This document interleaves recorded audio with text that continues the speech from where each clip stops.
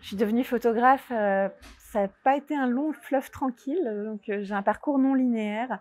J'ai fait des études de photographie quand même, donc j'ai été étudiante aux Beaux-Arts et j'étais diplômée des Beaux-Arts de Nantes et ensuite j'ai fait un master en photographie à l'université de Paris 8 et puis après j'ai beaucoup voyagé, je suis partie à l'étranger, j'ai vécu longtemps à Montréal et j'ai toujours travaillé en périphérie de la photographie parce que j'avais un peu peur de me lancer, je savais pas trop ce que je voulais y faire réellement et comment le faire. Et cette voie photographique de photographie documentaire, de raconter vraiment mes sujets de façon artistique, ça fait 5 ans maintenant.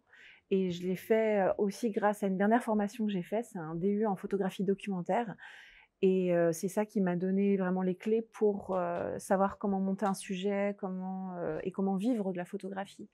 J'étais retoucheuse photo aussi avant, enfin j'ai été dans beaucoup de choses différentes et c'est aussi toutes ces expériences-là qui me permettent d'être photographe aujourd'hui et de le faire de la façon dont je le fais aujourd'hui. Tout ça s'est mis au service de ma pratique, aujourd'hui. Oui, alors il y a des photographes qui s'intéressent au Japon parce qu'ils l'ont découvert notamment par la culture manga qui est très présente. Alors moi, pas du tout.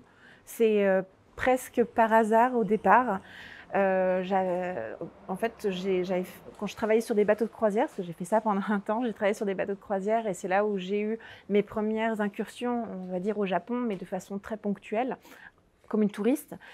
Par contre, quand mon compagnon a dit: «J'aimerais bien faire un permis vacances-travail là-bas», je l'ai encouragé fortement parce que je me suis dit: «C'est une super idée et moi je vais pouvoir venir te visiter, enfin venir te voir». Non, bon, c'est le québécois des fois qui remonte.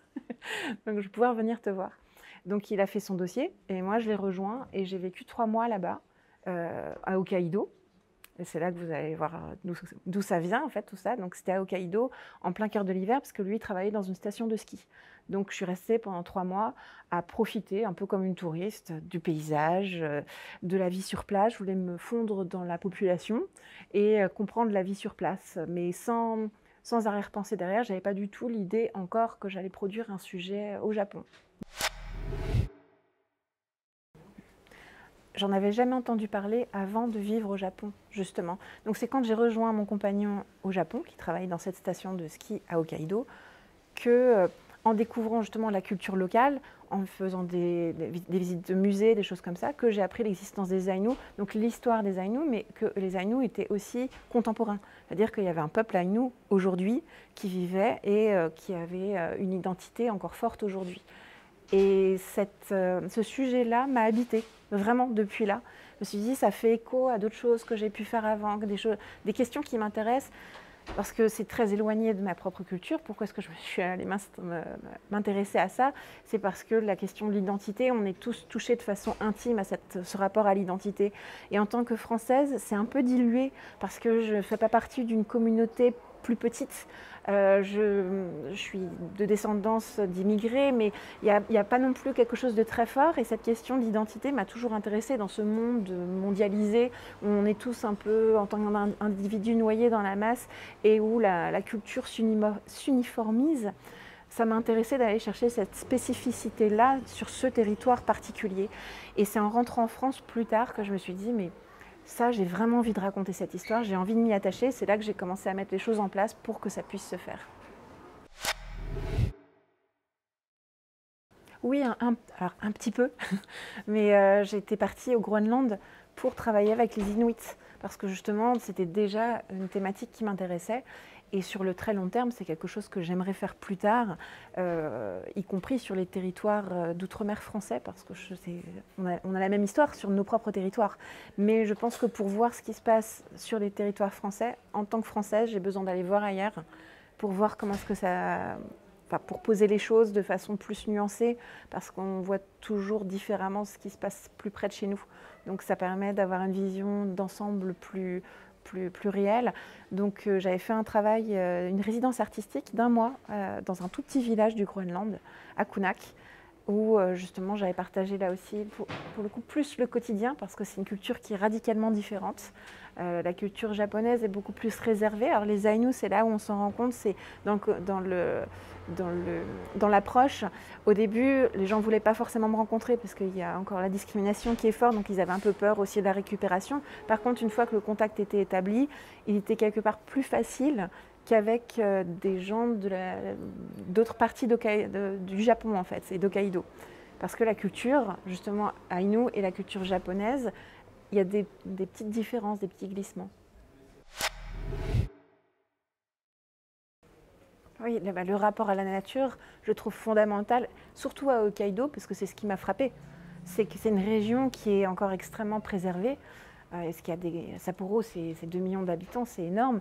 Mais dès qu'on sort de Sapporo, on est en pleine forêt, on est submergé par l'environnement.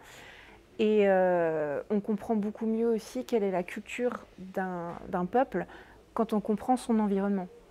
Encore une fois, nous, on est un peu détachés de ça parce que justement, à vivre en ville, à vivre dans un territoire, la France, c'est quand même un territoire qui est très petit, très urbanisé quand même.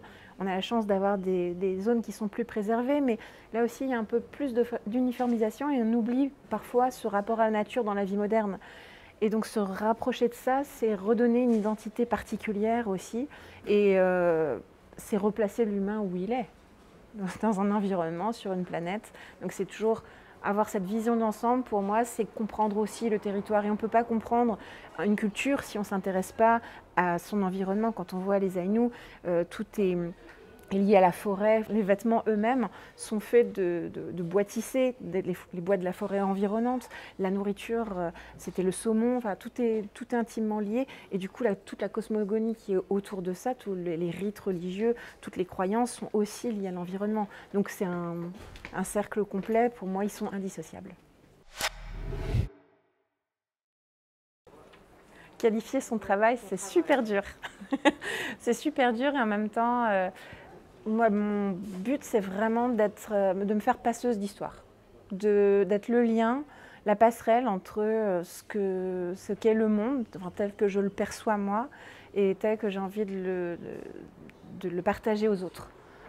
Parce que les gens ne vont pas aller au Japon rencontrer les Aïnous, pas tous, il y a peut-être quelques personnes qui vont y aller, mais pour tous ceux qui ne vont pas pouvoir y aller, ben moi je fais le passeur. Et inversement, les Aïnous savent qu'il y a des Français qui voient les photos. Enfin, il y a des histoires qui se tissent comme ça. Et déjà, en fait, c'est créer du dialogue. Et créer le dialogue, c'est favoriser la compréhension les uns des autres, de mieux comprendre le monde dans lequel on vit, de favoriser à la préservation, mais aussi à la valorisation et au mieux savoir vivre ensemble. En fait, je pense que c'est une façon d'être au monde, en fait. Enfin, c'est un peu ambitieux de dire comme ça, mais c'est ma façon de dire ma présence sur la planète fait du sens. Quand on dit que c'est plus qu'un boulot, c'est vraiment ça, en fait, la photographie, c'est au cœur, en fait. C'est vrai que j'aime bien aller chercher ce qui va me sortir de ma zone de confort. Parce que, justement, je vais aller chercher des nouvelles choses et ça va m'extraire de mon regard, Donc j'aime bien me mettre des défis, j'avoue. Mais c'est un peu une addiction aussi, hein. Après, j'exclus pas de faire des choses plus locales, c'est pas la question. Je vais pas forcément au plus lointain. Le lointain, il peut être très proche. C'est juste que pour l'instant, j'ai pas encore eu cette occasion-là, parce qu'il faut que ce soit un vrai coup de cœur, quelque chose qui m'habite pour que je passe un temps aussi long. Sinon, je fais de la news, des choses beaucoup plus courtes. Mais pour vraiment des projets documentaires longs comme ceux-là, j'ai besoin d'y mettre toute mon énergie. Et madame, ça fait 4 ans que je travaille sur ce projet-là. Donc 4 ans, il faut qu'on soit vraiment à fond dedans. Et c'est pareil pour tous mes projets personnels. Donc j'ai envie de vivre des aventures aussi, en fait. C'est purement humain, je pense, ouais, je veux vivre plein de trucs, autant que j'essaie de le faire vivre aux gens qui voient les photos. En fin d'année, je retourne en Gambie. Donc réinvitée par l'Alliance française de Gambie pour faire une résidence artistique. Et cette fois, je vais travailler plus sur le fleuve, parce que j'avais travaillé avec des femmes qui avaient été victimes du régime totalitaire précédent et qui sont survivantes de ça. Et là, je vais m'intéresser au rapport entre les habitants et le fleuve. Et sinon, je vais retourner aussi à Sarajevo, en Bosnie-Herzégovine, pour travailler sur la jeunesse bosniaque bien longtemps après la guerre. qui donne une vision précurseur des conflits qu'il peut y avoir dans d'autres endroits et sur le très très long terme, ce que ça donne sur les populations aussi. Et plein d'autres projets que je ne peux pas lister là, mais il y en a toujours beaucoup.